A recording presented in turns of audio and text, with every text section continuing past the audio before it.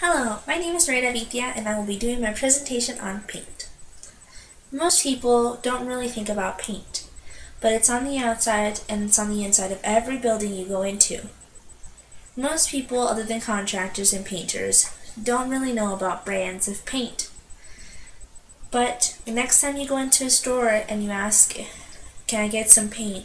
The first thing they're going to ask you is which brand you want, depending on if you go to the Home Depot or if you go to an actual paint store.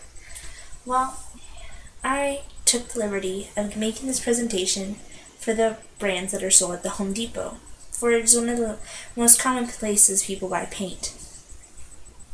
Here I have Behr and I have Glidden. These are the two main brands sold at the Home Depot.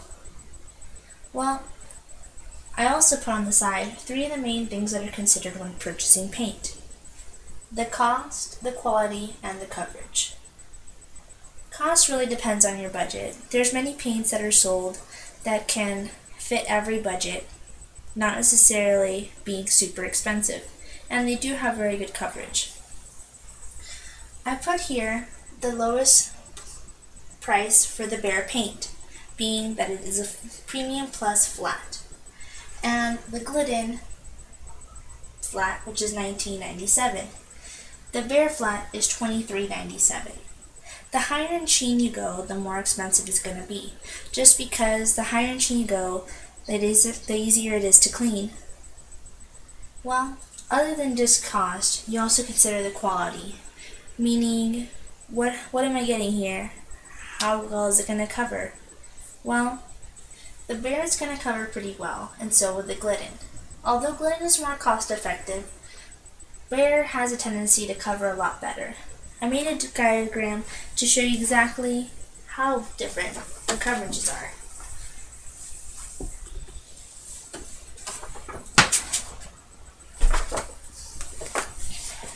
Here you see just a regular piece of paper, but underneath I drew an 8 in Sharpie. Well, here is the Glidden Duo, and here is the Behr Ultra. These are the top paints sold at the Home Depot.